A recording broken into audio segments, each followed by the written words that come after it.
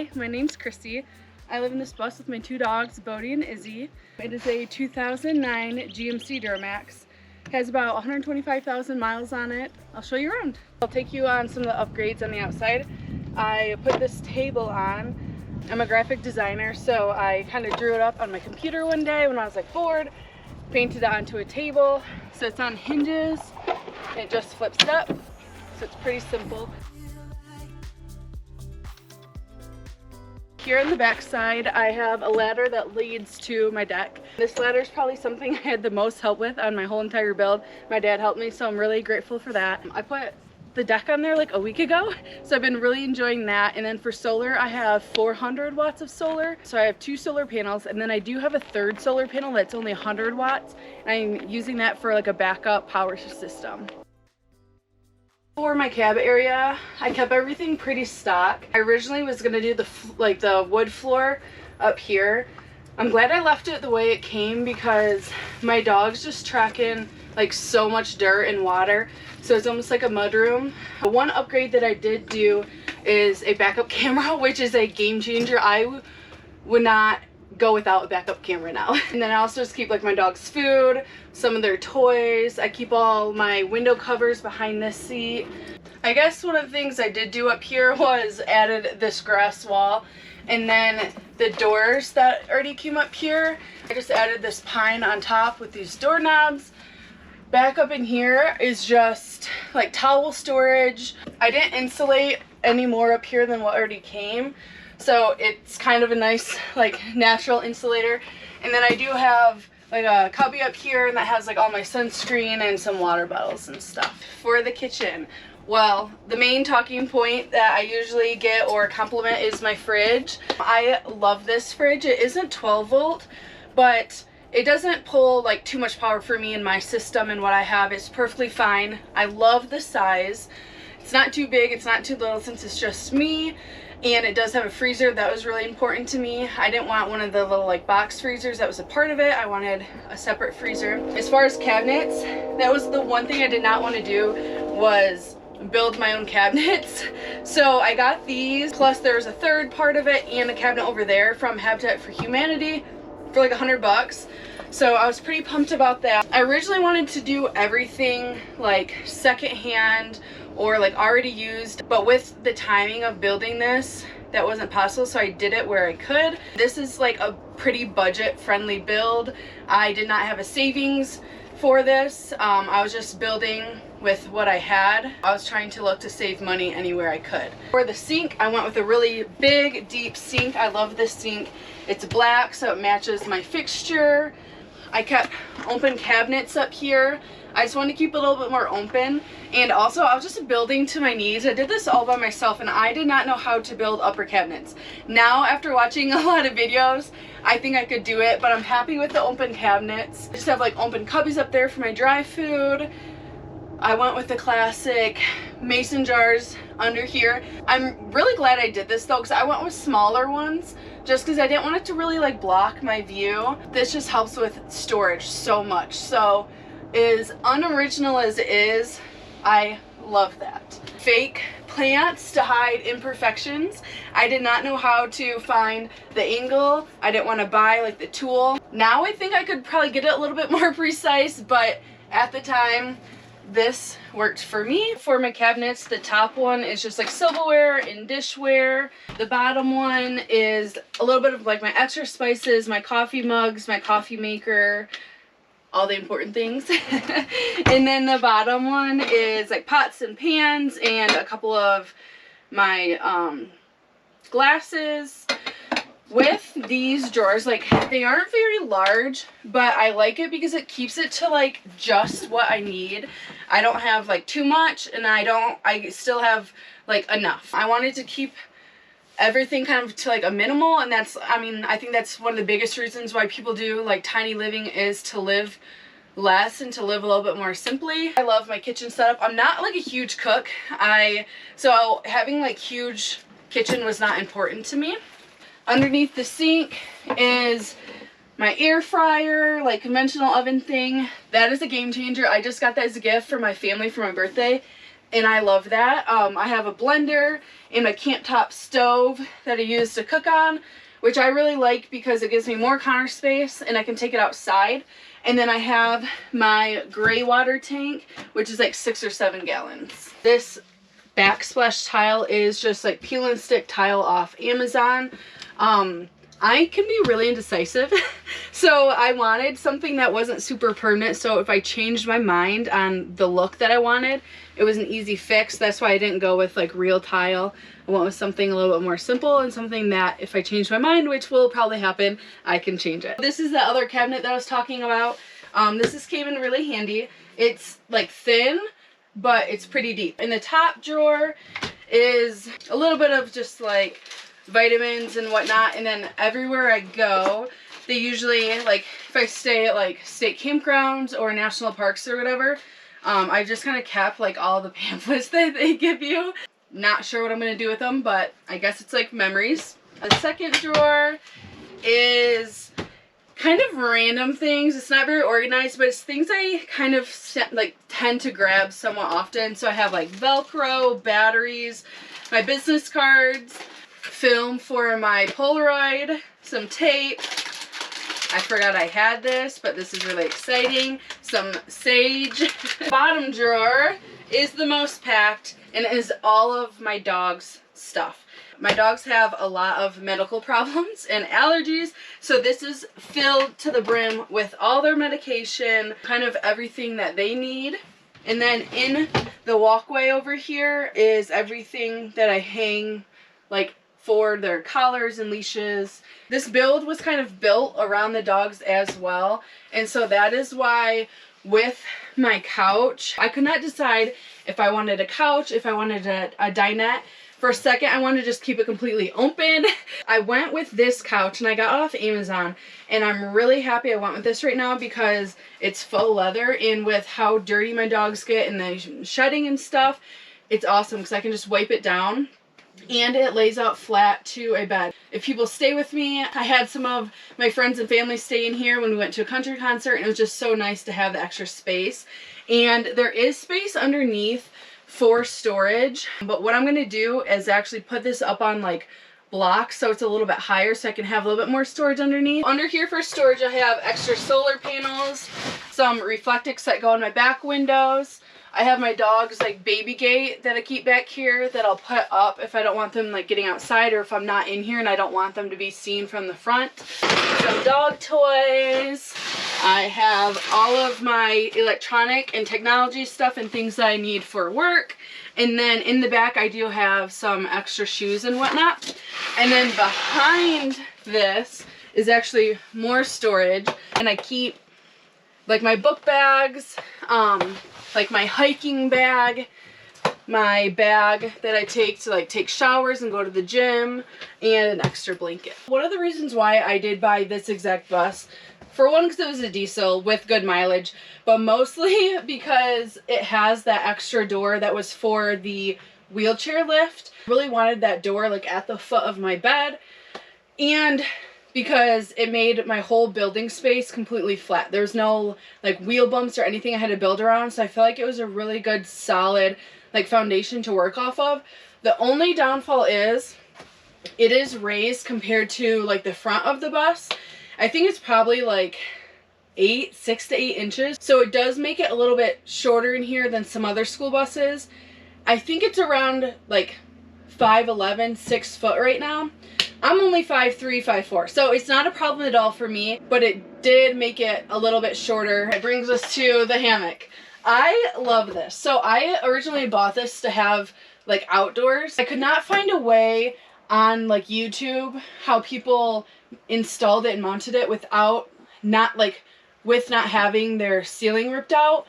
Because people, you know, were like bolting it into the ribs, and obviously that wasn't accessible to me. I was trying to figure out, I had like tons of different like figurations and pieces that I bought to try to figure out a way to do it, and I could not. It's funny because my dad was walking by and I was just kind of venting to him like, yeah, I'm not really sure how to do this, blah blah, and he was like, well, why don't you use these hooks? It looks like it would, you know, match these screw holes. I'm like, no, there's no way it'll be strong enough.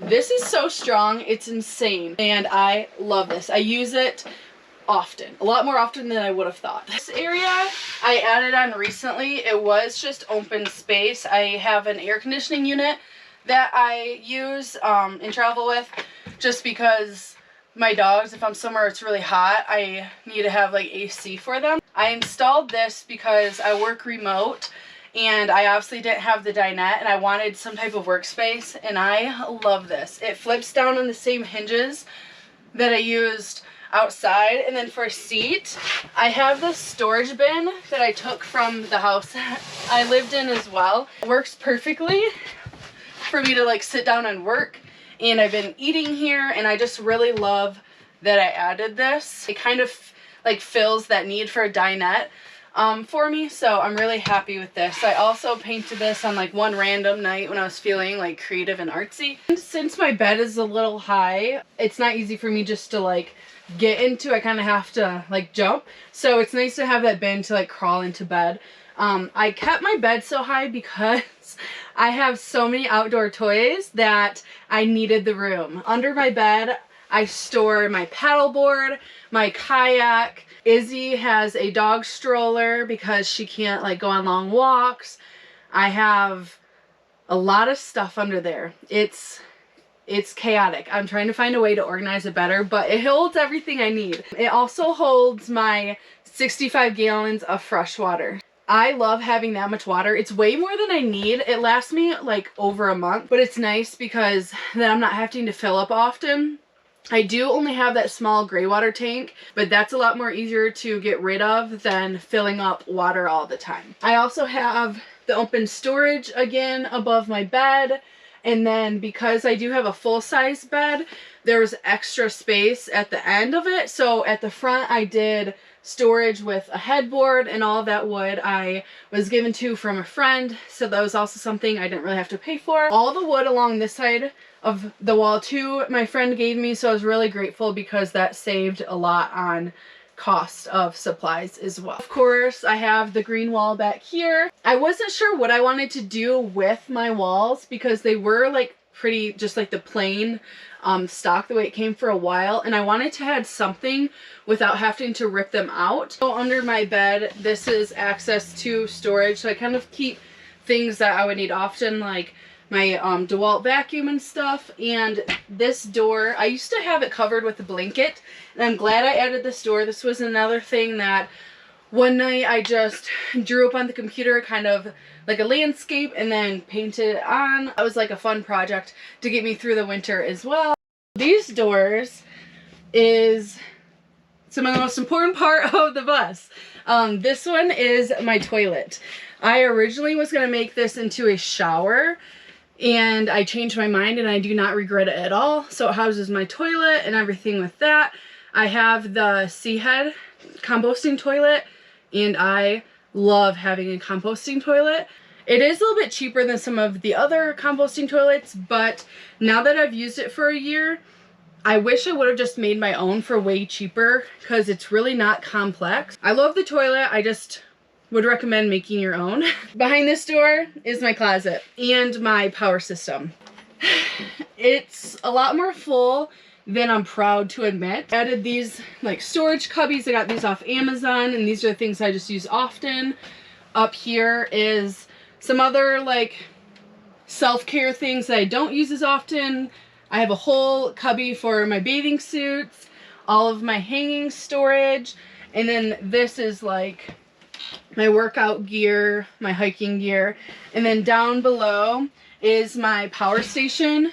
I use the Goal Zero Yeti, and I love this because it's so simple. It's plug and play. I originally purchased like the whole kit off Renogy for my solar system, and I just kind of got overwhelmed, and I just wanted something simple that I knew I could always fix.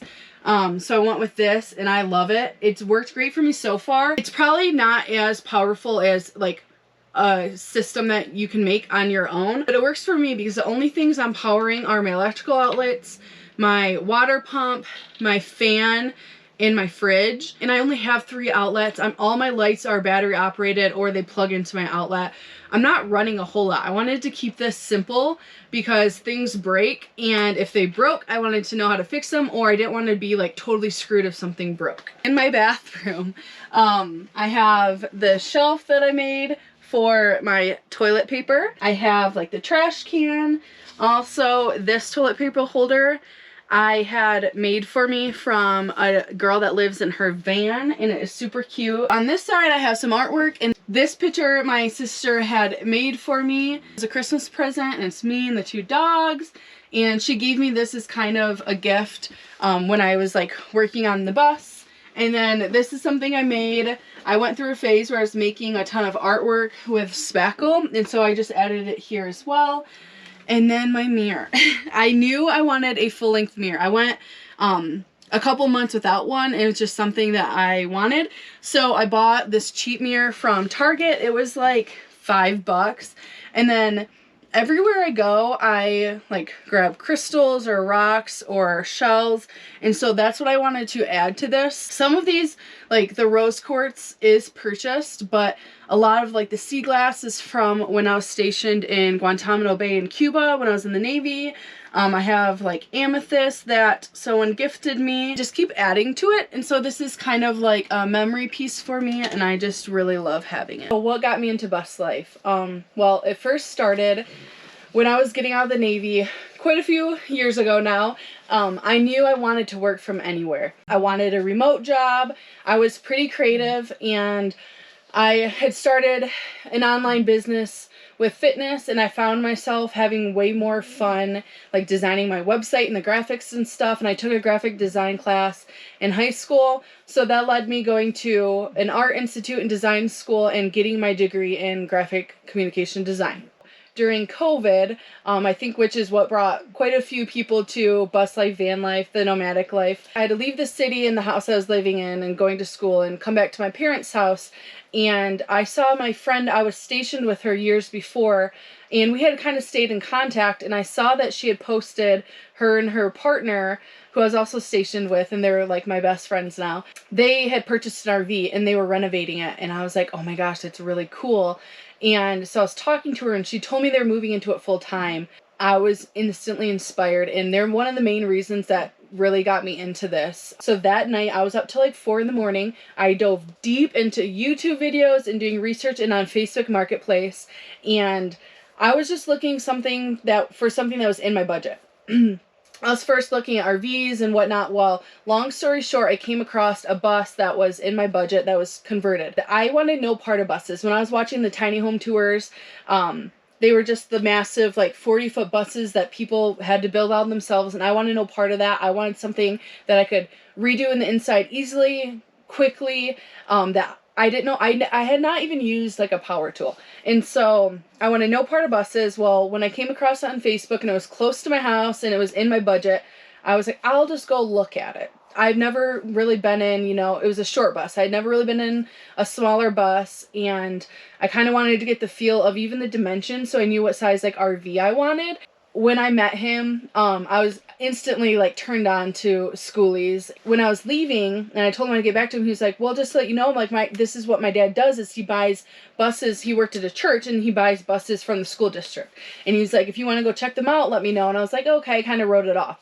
Well, I drove like 2 miles down the road, stopped and got gas, opened up Facebook Marketplace, and his dad's buses were the first thing that popped up. And he had so many like different options. It was actually really awesome. I was talking to him about what I was going to do with it and turn it into a tiny home, and he was like, wait a second, I think I might have a better option for you. And it was because it's a diesel and it had the wheelchair door. Started it up, and as soon as he told me it was a Duramax, I kind of like was instantly intrigued, and so I bought it that day. I was so excited. But I had to build it out at my parents' house, and at first I think they thought I was crazy, and I started showing them, because they know nothing about the nomadic life, and I started showing them pictures, and they're kind of like, okay, cool, but how are you going to do this all by yourself? But I learned so much. I learned everything from YouTube when it came to plumbing, and so that's the tip I have. When it comes to projects, if you're building something out, just take it project by project. The day before or the week before I had to do my electricity, YouTube the crap out of it. Same with plumbing and everything else. And you'll be surprised by how much you can do. How long did it take to build out my bus? So it's complicated because I think there's like 2 phases to my build out. If I would have done all of like everything that you see in the bus now, it probably would have taken me like 5 to 6 months. But that was also with me full-time in school and working. So I was doing it on my weekends. I was doing it when I was like procrastinating on homework. So it probably could have been done a lot quicker, but also I did like work my butt off to get it done. So I had, because I was kind of on a timeline. I've been living in the bus on and off for a year now, because I was finishing out school. Now that I am done, I am full-time in the bus. We're just really excited. We're going to be traveling out west. We're from Michigan, so we just really want to see everything that America has to offer. And I just really like being out in nature and hiking, and so does this guy. I really do love my build, and I feel like I did it in the way, like I said, like with my couch, that if I want to change something up, I can easily do that. I really like that. And if I did have to change anything, it would be the bathroom. I originally was going to make it a shower, and I changed my mind, and I do not regret that whatsoever. But I don't feel like I need a whole space like built out, taking up real estate in the bus for the toilet. If I like did it again, which I may, I would have the toilet like slide out from under my bed or something.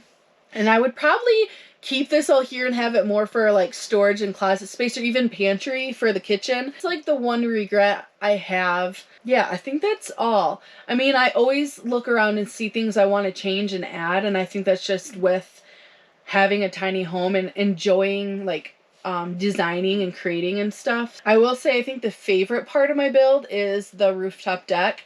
When I started getting into, you know, the Skoolie life and researching, I knew that was 100% what I wanted, was the deck, and I waited a whole year to finally do it. That brings me into like tips for someone who wants to do this. Don't be afraid to just try something, and if you can't figure it out, you can always find someone that can. But I waited a while because I wanted someone to build the deck for me. Then I just decided to do it myself because I needed it done, and I was getting ready to move into the bus full time. Things are a lot easier than you think they are. I think there's so much on the internet now, and there's so many, I guess, like cyber bullies that are telling you you did this wrong, you should have did it this way. But in the end, we are building tiny homes in vehicles, and that is an alternative way of living. It's not the norm, and there's so many different ways to do it, and it looks so many different ways. If it works for you and it's what you like, then that's all that matters. And I will say, don't overthink your build and don't stress. I mean, I stressed so much about this and that, and once you're actually in it living, you figure out what you really need. And I think that's kind of advice that I see given often, is like, live in it first and figure out what you want and this and that. But like, do not stress about the minor details. Like, if something's not perfectly straight, you're going to be going down roads.